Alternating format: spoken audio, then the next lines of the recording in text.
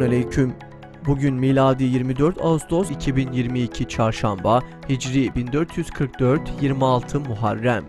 Günün ayeti: Ey iman edenler! Düşmanlarınıza karşı tedbirinizi alın da savaşa bölük bölük çıkın ya da topluca çıkın. Günün hadisi: Bir kimse yumuşak davranmaktan mahrumsa hayrın tamamından mahrumdur. Tarihten haberdar olmak için tarihte bugün neler yaşandı hep birlikte bakalım. 70.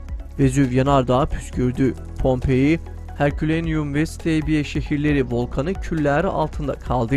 1516. 1. Selim, namı diğer Yavuz Sultan Selim, Halep şehrinin kuzeyindeki Mercidabık'ta yapılan savaşta Memlükleri yendi. Mercidabık Muharebesi, Yavuz Sultan Selim'in Mısır seferi sırasında Osmanlı Devleti ile Memlük Devleti arasında yapılan ilk savaştır.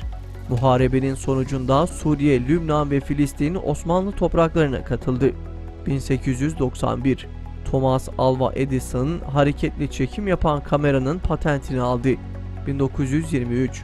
Lozan Antlaşması gereğince İstanbul'un boşaltılma süreci başladı. 1958. Bursa'da yangın. Kapalı Çarşı'da 1130 iş yeri yandı. 1991. Sovyetler Birliği'nde Devlet Başkanı Mihail Gorbaçov, Komünist Parti'nin feshedilmesini istedi ve parti genel sekreterliğinden istifa etti. Aynı gün Estonya, Letonya ve Ukrayna bağımsızlığını ilan etti. Sovyetler Birliği'nin dağılma süreci başladı. 1993. Keşmir'de Müslümanlarla Hindular arasında çıkan çatışmada onlarca Müslüman katledildi.